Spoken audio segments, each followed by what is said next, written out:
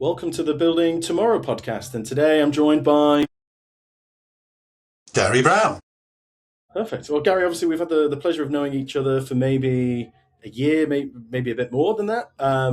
Yeah, that's right. We actually, I think we met at a GT Wings invest or post investment meeting, and obviously, they're doing great things from what I can see on LinkedIn. But I thought, we'll start with just a very gentle introduction to who you are and I guess, the plethora of value you provide to every different type of engagement you're involved with. Great. Yeah, well, thanks for the invite.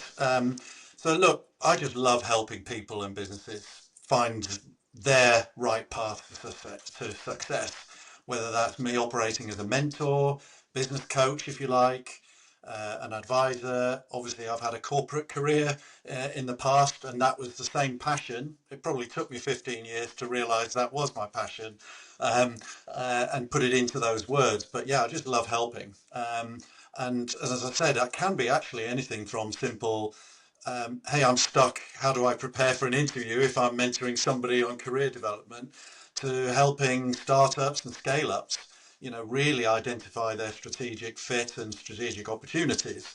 So I really love that sort of play between leadership for the individual, building cultures, finding that strategic fit and clarity, and innovation, because I also have a long product industry background and product innovation in particular. And I just find that exciting. So I always throw that on as the end there. But it's great to be at the confluence of all of those things.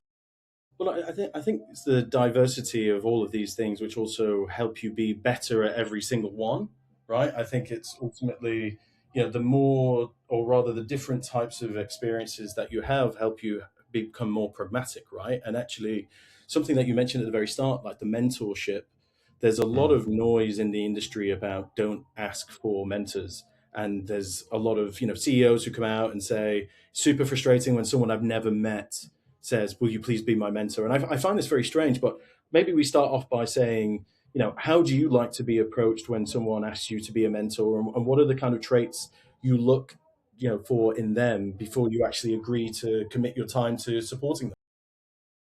Yeah, and I would actually say what my answers probably also fit to answer another question, which would be, if I was looking to support a business as a whole rather than just as an individual, because it needs to be also within the attitude and culture of a business. And what I'm looking for is, number one, is openness. Mm, The fact that they're probably asking me, hey, I want a mentor, is probably just a professional way of saying, I need some help. yes. And that humbleness to say, I don't know, I'm not sure, and I Mhm. need help, for me is the person that I love working with. Mm. The I think worst person is somebody that comes and says, I want to get a promotion and get a XYZ job title. Right. So are you just looking for a solution or are you actually genuinely looking to improve and for some guidance and help?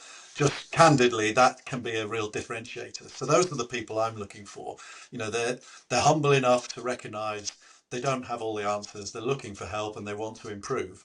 Well, then you have the attitude. And it would be the same with a business that I invest in or support. If they're generally beyond the superficial, the board told us we needed to get some help. But if they are genuinely interested in having some help or a different perspective, well, those are the people that I want to work with. yeah, I think this is fascinating, right? Because I think with a lot that we are told throughout our journeys of careers or building businesses, it's very focused on the results and not necessarily the journey, right? So there's if you think about this, teach a man to fish versus feeding them a fish. Actually, there's a lot of, can I just have the fish? And rather, the individual has the vulnerability to say, I don't know how to fish, I don't know where to start, do I need a rod, do I need to get bait? And you can see there's this real, can we say, the thinkers who you come across are the ones who go, can you just teach me how to do this? And I really have questions about every step of it rather than just give me a fish, right? Yes, yes. And I would say you can also break that down as a journey as well, because you could just give them the lesson, right? To get food, you need to buy a rod, get a hook, throw it into some water somewhere and wave it in the right way or look for the right signs and you'll get a fish and you can eat. But what you're missing is learning the skills to make that sustainable and repeatable.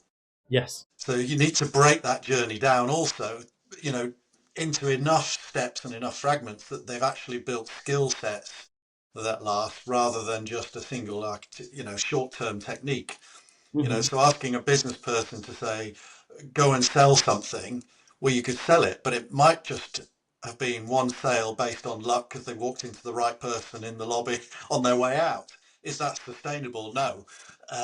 So, you know, I think the fishing analogy is quite good. I mean, I've just been doing some fishing over the summer break with my children, and the it's great now to see my 14-year-old. He's gone out with the attitude, I need to learn this because I've picked up the skill of casting and holding a rod, but nothing's happening. How do I improve my chances of success? In other words, how do I make that skill a sustainable skill? So he's gone off on his own and he's looked at the internet and built some skills. We've tried things, come back, tried something else. And now he's starting to see the signals of, aha, this is what I looked for. This is what worked. And it's such, I mean, as a parent, it's a great story and journey to experience. But as an advisor and a mentor, it's equally just as rewarding because, Mm. not to put my family to one side, but when you see people building those sustainable, repeatable, and I dare to use the word processes, but in some cases it's process, it's culture, it's organization, that Hmm. means that they can grow and continue to grow their own learning and their own performance and their own success. That's really rewarding. Well, I think, touching upon, commoditizing those learning journeys, that you absolutely can build structures of how to learn and how to engage. And actually, the comparison between then maybe the advisory work that you do with a lot of boards, it's probably very frustrating compared to having the conversation with your 14-year-old son about, I need you to focus and learn how to take these steps so that you can go out fishing on your own, right? You must go into a lot of boardrooms and think, you've asked for advice. Why are you lecturing me? Why are you not listening to what I'm asking and providing me humble, vulnerable answers so I can actually help you, rather than the Yeah. bravado of, actually everything's great. I just want to pay you to be here so it looks like I'm doing something. Yeah, and it goes back to the first conversation we just started a few moments ago, which is who are the people that I like working with? And sometimes you only find out afterwards, like you're in the boardroom or in the meeting room, and then you realise they're not interested in learning something new. Then you failed in your own selection process. But you're absolutely right. It comes down to that attitude. So again, back to, are they actually interested in hearing something different? Um, but you can also not replace the power of learning and experiential learning. So Hmm. again, I indicated that in my story of my son. You know, he's gone out and tried stuff. I've tried at the same time because I'm no fishing expert. We're learning together in reality. So we're a little bit more in the, you know, the agile sort of sprint, test, repeat, test, fail, repeat cycle to a certain extent. But the power of that is also both experiential, but don't underestimate the learning that goes through that test and repeat and fail cycle. So again, reading off the internet, reading off a book doesn't provide that additional layer of experiential feedback, which usually includes a failure loop of some sort and a success and reward loop at some point as well. And that's the whole point, right? We don't learn Exactly. through just success. And I think even touching upon books, right? I always think this is how you can identify if someone's willing to listen to you. Like, are they reading at the minute, right? I don't know what point, and it'd be good to get your thoughts on this, but there seems to be some point, particularly on the corporate ladder, if a company is growing and an individual is growing, where that individual decides they're too busy to read anymore. They've kind of got all this together, not even read for fun, which I find very strange, right? And I guess, yeah, I'm curious, when you work with people, be it mentoring or advisory, or the founders you invest in, do you ever go into the topics of what are you reading at the minute, or recommending them certain books to read? I'm going to put my hand up in the spirit of my own messaging here, being humble. I'm not a big reader, so Hmm. that would be a non-genuine ungenuine a question to ask, because I wouldn't know Love it. the answer. Um, but it's not necessarily reading a book, is it? Mm. You know, what No. emails do they regularly subscribe to? What podcasts do they regularly listen to? And that's where I get my stuff from. So, you know, I've had an international context, I've got an international blood base, if you like, but an international career. And therefore, what I've learned is you can't take your media, your news sources just from one place, whether that's business news or day to day news. So every day I have an email coming in from a US based news source, a UK base because I grew up in the UK, and a Swedish base because I'm currently spending a lot of time in Sweden. That's healthy, right? Because I'm getting sources from multiple places. But I'm also listening to a podcast on something around businesses or, you know, organizational aspects, or maybe even sport. You know, Mm. how what's performance in sport like, which is why I loved your previous episode or one of your previous episodes of this series with Andrew McCaskill, because there that ability to learn and share from other industries, and again we've already now we're knitting together a theme here, um, that's really powerful. And if I find it really difficult when businesses or individuals and leading businesses think they know it, or they think our industry, our business is so unique, what can you know about it, how can you help us? And I've not been in a huge number of businesses, but you know, more than a few fingers worth. And it's very rare to find totally unique problems because most Yes. businesses are running some form of an ERP business system in the background, right? Whether that's just for accounting or operations or invoicing or warehousing, they've probably got HR processes. Well, Yes. everybody's got the same sorts of problems with the same sorts of systems, right? Um, and usually not because it's software X it's the problem. It's maybe the implementation of that, or how they're using it, or in drawing information from, or putting information in. So industries are unique, but they're not as unique as they all think. And I think that can sometimes be the barrier to that being open. Oh yeah, Mm. but we're so unique. You know, I'm a food manufacturer, so we can only hire people from food businesses because we're regulated and we're clean. Well, hang on a minute. So are drug makers, they're regulated and clean. Automotive manufacturers, they're regulated. So why can't you learn something from those? And I think sometimes that naivety breeds arrogance and therefore Mm. closes the mindset down to ask questions.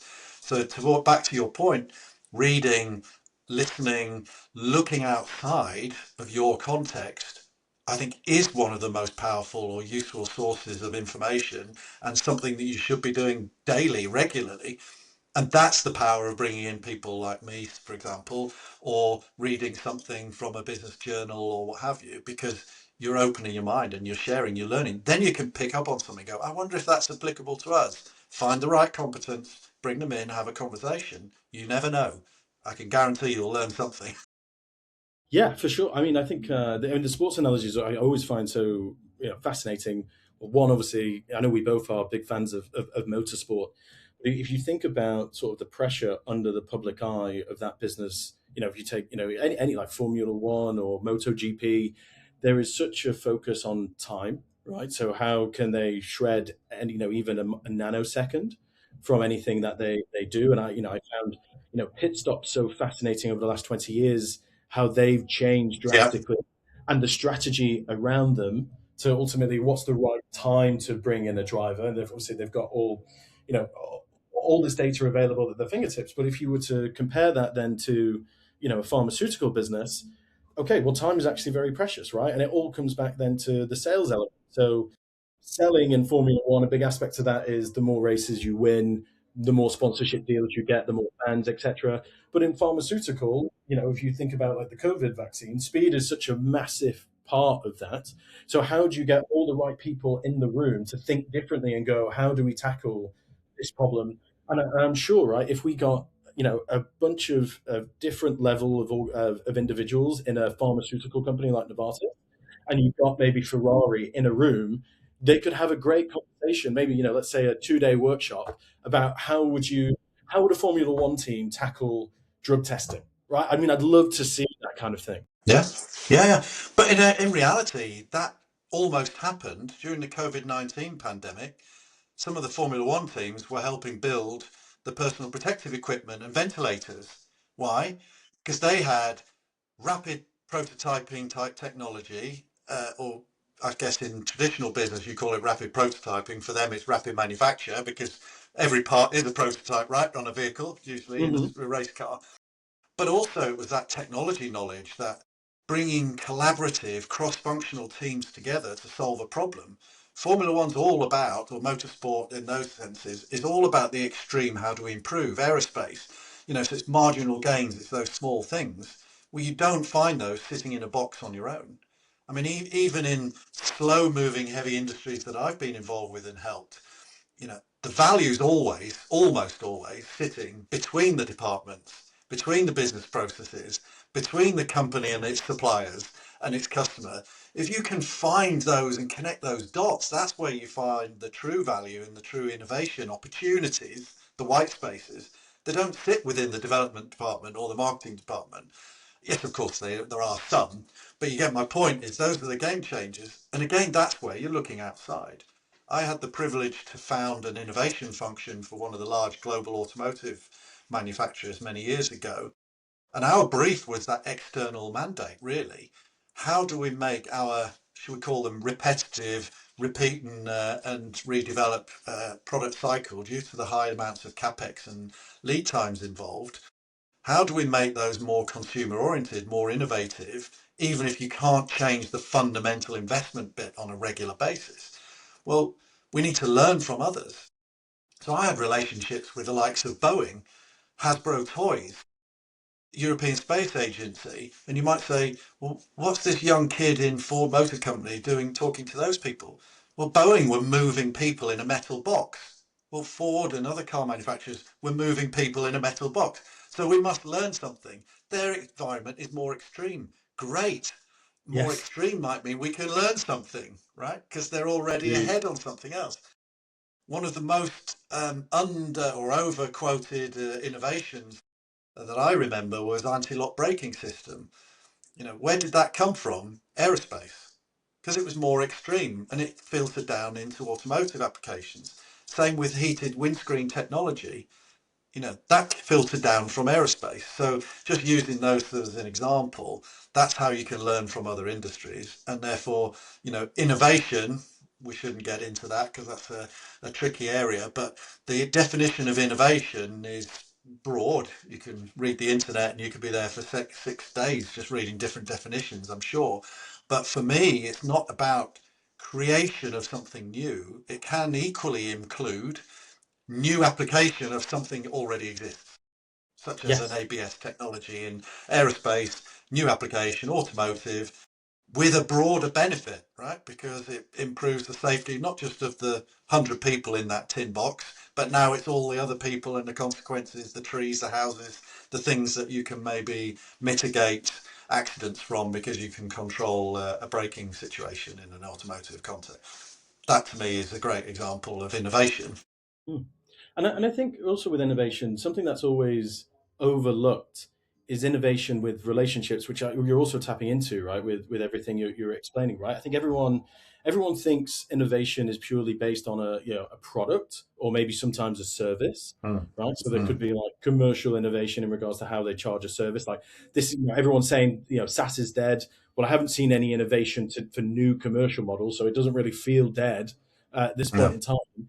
But this applying, okay, so if this is how we don't connect with people today, or this is the kind of 10% of people we connect with, actually, what's the innovation in the conversations that we have? What's the innovation in the focus of our own efforts to be able to network with people outside of our industry? There's a guy called Will who used Lovable and came up with this idea that actually founders should send cakes to VCs. Like for me, that's innovation, right? It's Yes. not Yes. about make a better cake, right? It's actually okay. Well, what's different? How can in this world where everyone's focused on replicating the same over and over again, what can you Mm. do that's different, right? Yeah. Yeah. And I mean, I've mentioned automotive because I've got a strong background there, but again, the heavier product industries always assume that manufacturing is in-house. But why Hmm. does it need to be?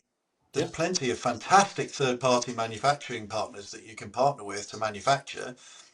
And if you build your organization with the right processes, you own the right part of the, we say, the supply chain, the quality functions and sign-offs and so on, and potentially even that purchasing element, as I mentioned, then you've got no reduction in quality because you've managed it right. You've got reduced assets and capex, yet you're still manufacturing. So why does it have to? So again, it's that questioning, isn't it? Why does everything have to be within the same framework? But that you learn that from other industries. Yeah, and I think also, we talked previously, even today, right, about institutional thinking and actually how it hinders, businesses, how it hinders founders, how it hinders great CEOs because they go, "I've done this way 100 times before. I'm going to hire someone who's done this exactly the same way the last ten Yep. years." And for me, this Yep. is like completely bonkers. I know it's the same for you. So when you go into a Mhm. boardroom, right, you normally go in there because they need help. And I know we were talking about this at the very start. How do you break down their culture of let's just do things how we've always done them? Mm. Yeah, I mean, again, it comes back to that context. What is their belief system? Are they open to change? And you can only really learn that by going beyond that first call. You know, first call for help doesn't necessarily mean they want actually to change or have a difference. But if you can get into that and start to understand actually what is seeping out from the founders and into the real culture.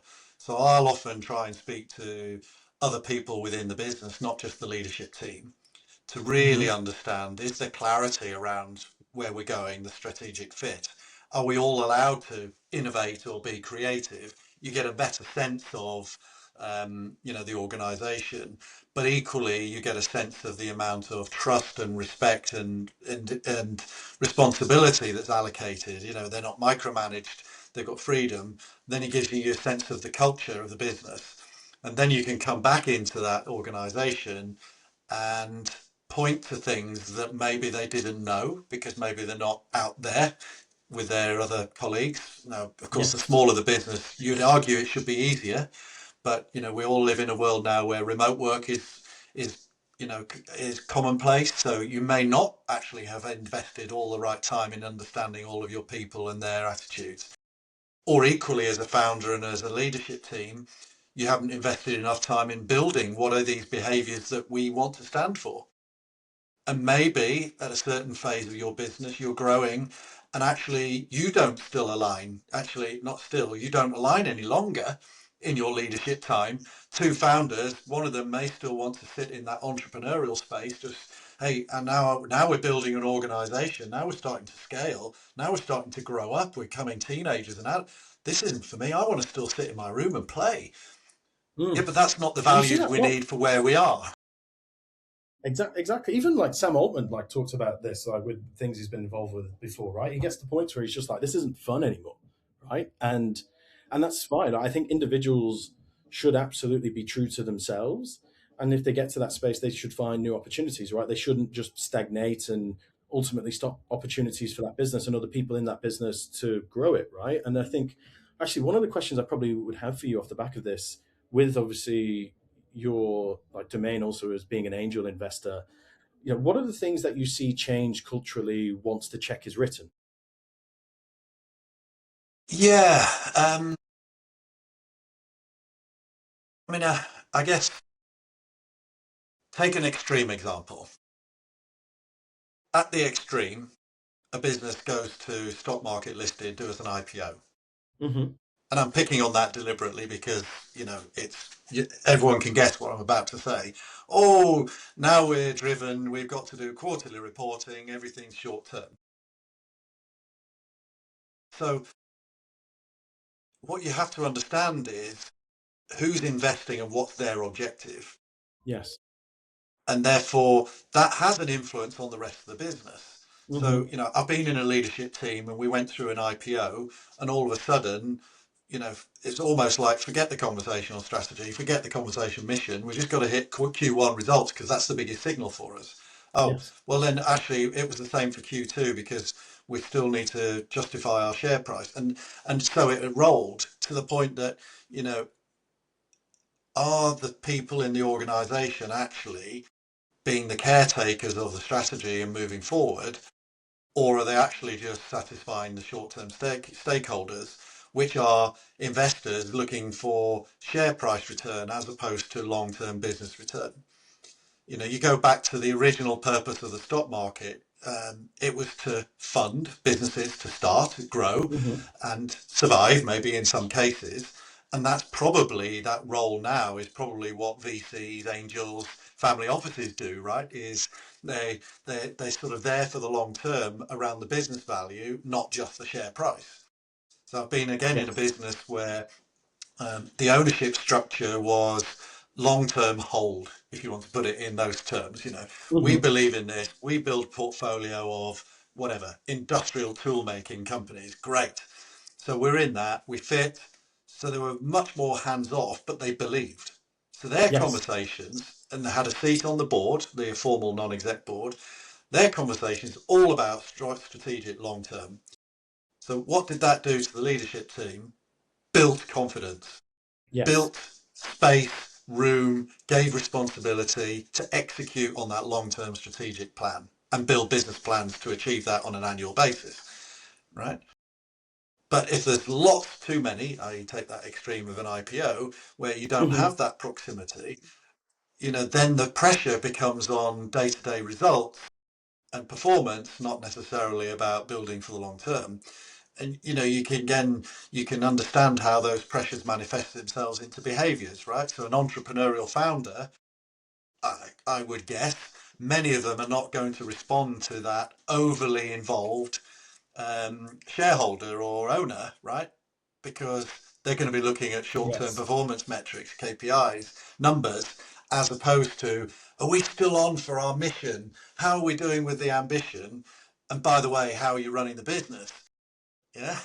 And this is where Yes. it's an Yeah. interesting, from my perspective, operating. I mean, I sit on a couple of sort of charitable type non-exec roles, and obviously I've Mm-hmm. reported to boards, and I'm sitting on advisory roles, and it's Mm-hmm. really interesting to apply the principles, right? So a non-exec board should be there around driving the owner's objectives, the owners being the shareholders, driving their objectives, strategy and governance, right? Make sure they don't break the rules in delivering the strategy. The leadership team is there to execute the strategy, build the annual plans, make the operational decisions. So the closer people get to that, you're eroding trust and confidence in the leadership team because the people are too close. And I think that can be Yeah. the It's danger when you've done an absolutely. IPO, that you're responding. I think I have such mixed feelings on IPO. The biggest one I ever worked on was Deliveroo's IPO, and with Goldman, right? And they had such an incredible startup attitude that IPO just didn't make sense for them, right? I think an IPO is Mm. the investors and potentially the original founder who want to make a lot of money on an exit, but Mm. Mm. actually the structures of public traded companies are not ones for innovation to the points that you discussed, right? Correct. Reporting quarterly is the complete opposite of what can we do long term to innovate, to pivot to the next thing. Like at IPO, innovation is what costs can we cut? What lawyers do we need to bring in? What business unit can we divest? Like what can we do for the minimal amount of operational costs? Like what's our ZBX? And then ultimately, how can we grow that margin, right? So it's, and that kind of after the check, and to the point also that you mentioned before, I don't think founders truly understand their own requirements for an investor, be it an angel, a family office, Yes. institutional capital, be it private or public money, because it depends on what's their dream. If their dream is to basically build something as quick as humanly possible just for the sole purpose of making money, fine. It doesn't necessarily matter. But if you're in this because you're passionate about a problem, like you as a founder, you need to spend a lot more time understanding the type of investor you want to work with. Well, it's unlikely to be one, right? So the type of investors that you want to work Yes. with, and what Yes. you get out of them? And I actually, maybe this is a good question to ask you. Like, what Mm. questions have you been asked by founders? Not necessarily the ones you've invested in, but also the ones you haven't invested in, that you've thought to yourself, okay, founder, you're really thinking about this. Yeah, I'm going to start with a negative, which was an interesting one of Hmm. a business that I didn't invest in because they asked a question that I thought at the time challenged my thinking, and I was uncomfortable. It's like, we want you to invest, but we don't want you involved. Why? In other words, we just need your money, right? But we Yeah, don't need yeah, your exactly. expertise. Yeah, exactly. So, like, um, so why come to me? Yeah.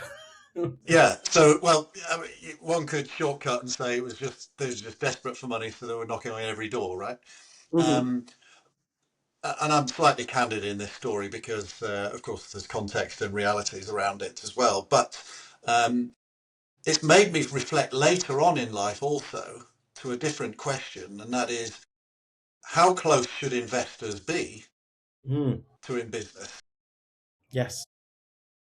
And it goes back a little bit to what I talked about, around a non-exec board, ultimately are owners of the strategy on behalf of the owners, right? Hmm. So they're operating to the owner's directive, and the board is managing that and improving governance, and the leadership team execute.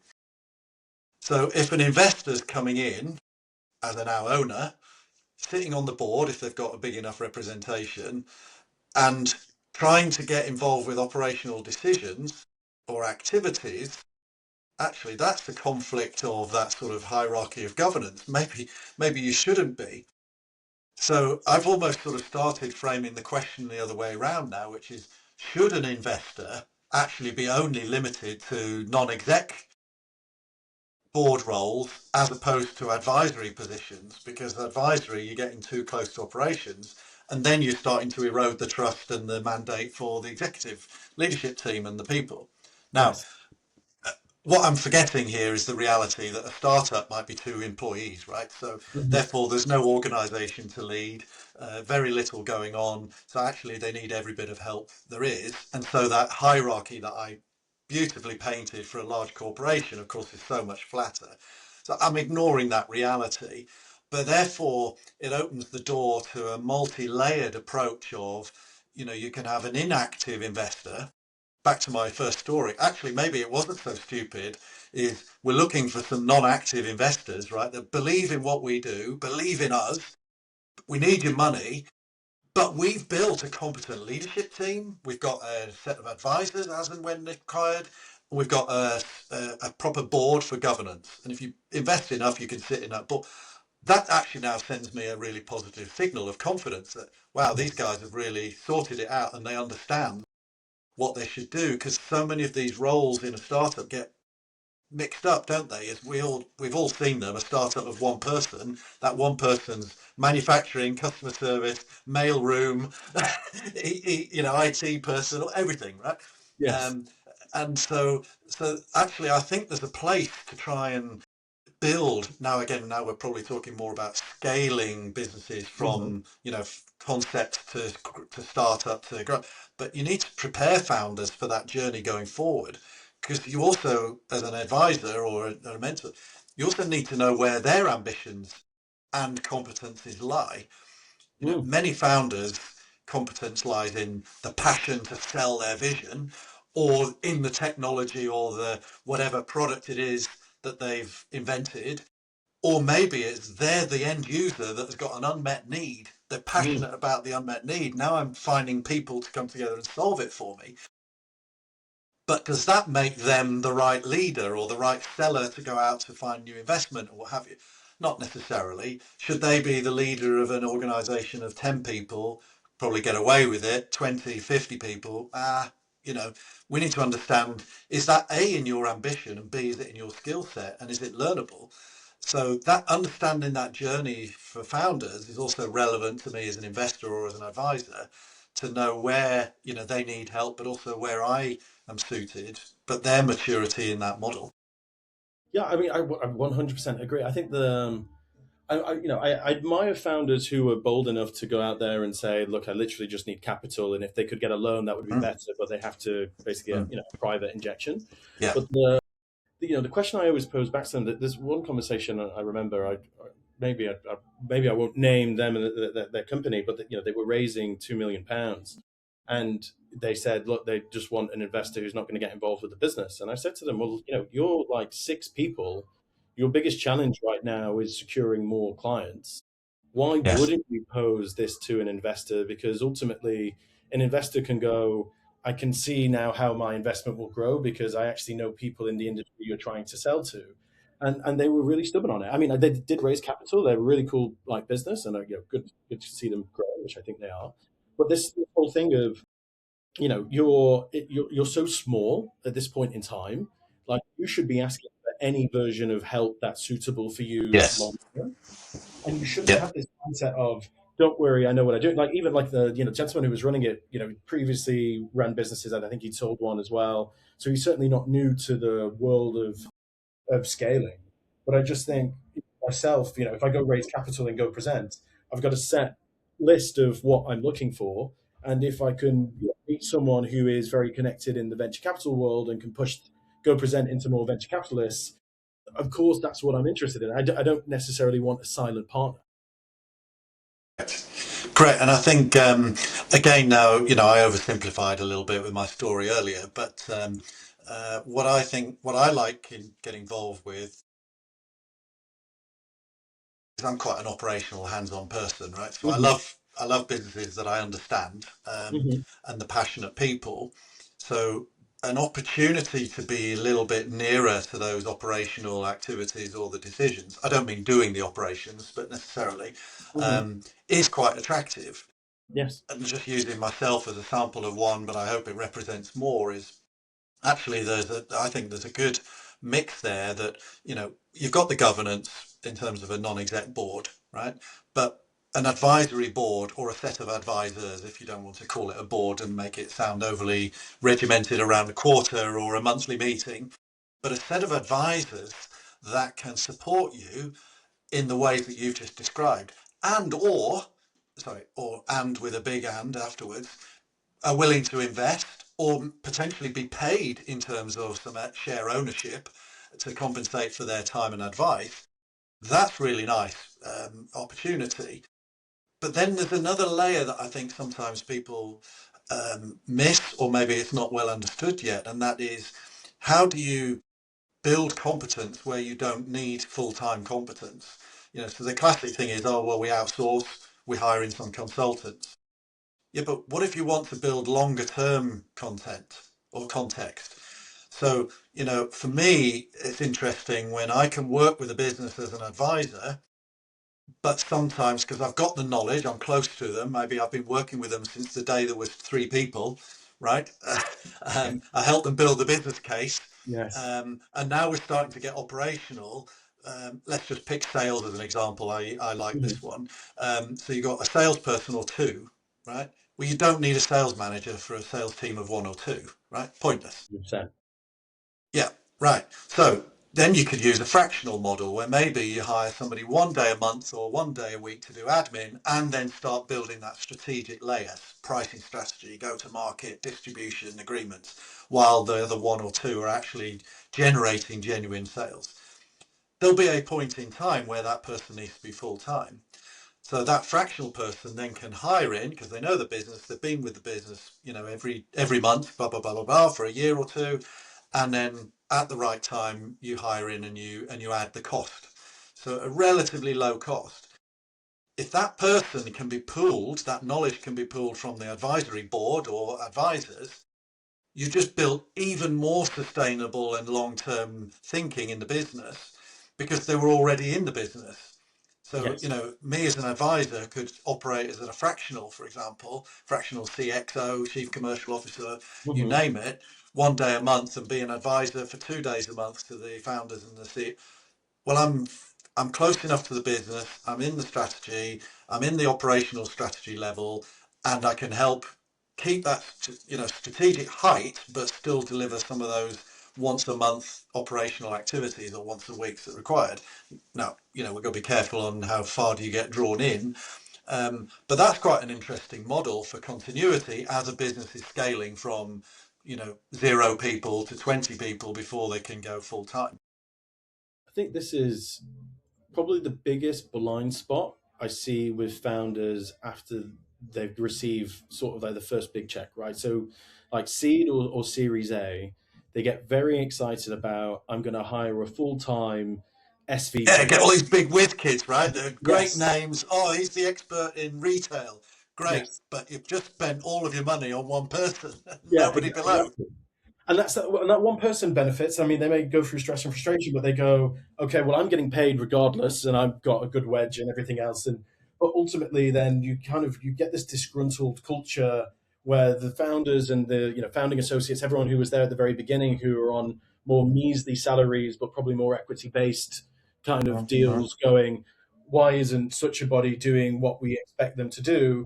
And that person going, well, okay, actually, you didn't tell me your company's really at this state, not here, and I'm going to need a team to deliver this because I'm board level or I'm just like CX minus one or minus two. Yeah, And this yeah, is what I think, I would love to see a lot more fractional, basically doers, not just leaders, right? But like fractional doers yes, in organization. So, because sales is also the topic, I love sales more than yeah, anything, right, in the business yeah. world.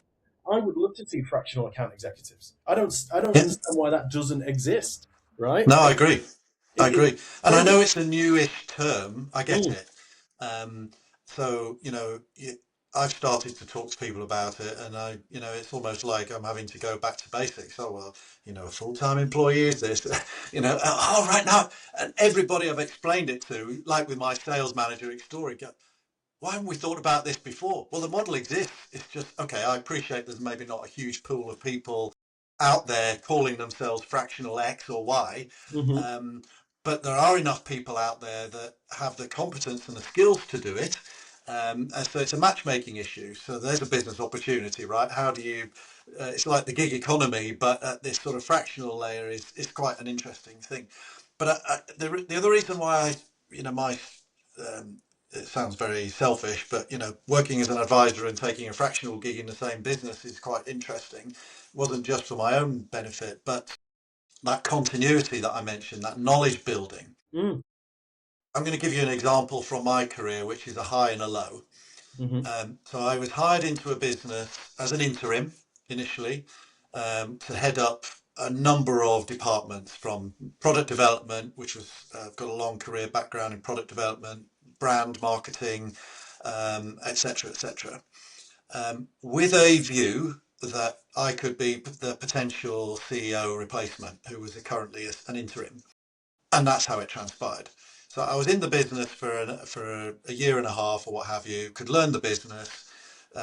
So fantastic, right? You say great continuity. Got the CEO role.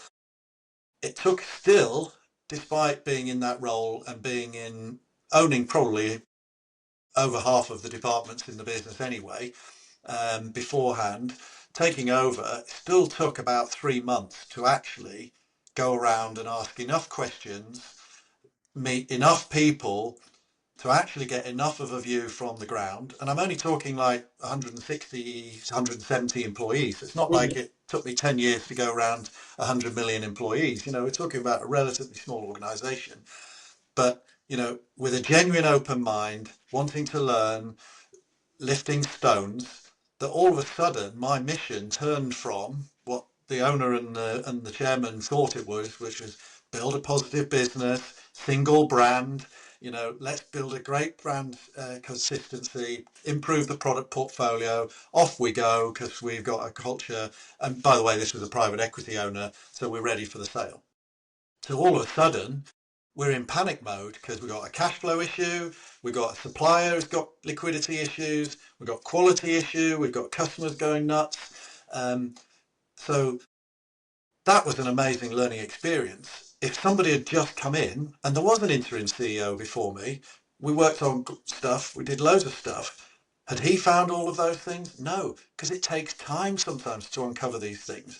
Attitude as well. I was asking different questions because I was new into the business, new into the industry, but I'd already been there a year or so.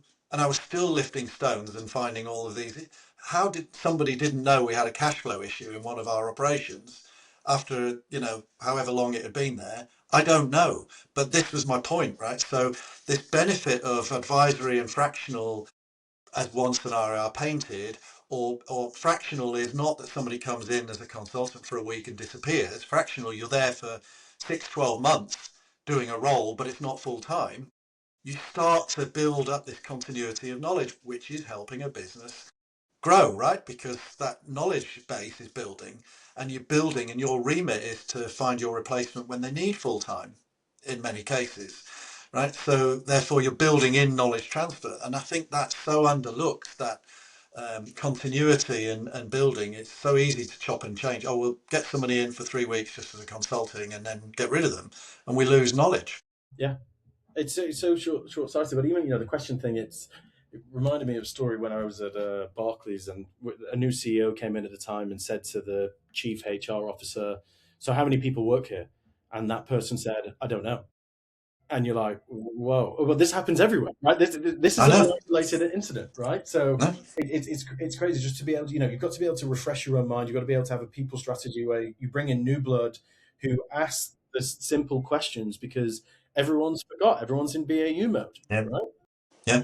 So Yeah. I Yeah. think with the time, and I'm conscious, we always, we said we'll aim for 20 minutes. There's always too much to talk about. Always very fascinating. I'm very grateful for you being on the podcast, Gary. We'll definitely do this again. Mm. So my final Mm. two questions for you are: if there's one person we can connect you with in the world from this podcast, could be in motorsport, who could we connect you with? Um, oh, there's so many people that would be amazing to speak to, actually, and just learn from. I've been inspired by many. I've admired people like Steve Wozniak and Richard Branson from the sidelines. I had the privilege Mhm. of listening to Steve Wozniak speak at a conference not that many years ago. I missed that opportunity to hear Branson live and maybe get that conversation. I'd love to meet Richard Branson. Just, I love his passion.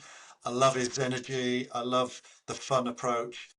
It's not I don't think I could be him, but I just love what he does and the impact it's had. I think it'd just be such a great conversation. Oh, I agree.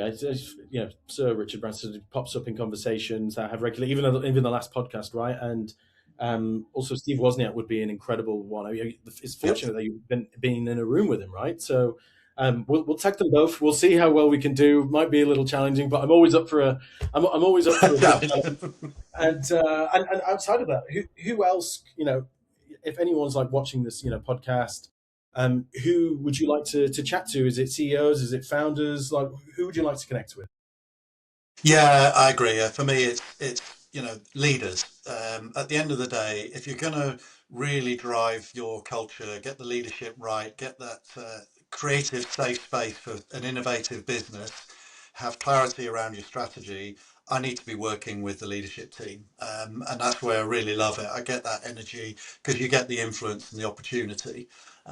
So yeah, leaders, if you're willing to dare to put your hand up and say, we could be better, we're not sure, maybe there's a bit of politics in the room, but we daren't admit it, give me a call because I love helping with that stuff. It's really, really interesting and it adds value directly. So it's a win-win.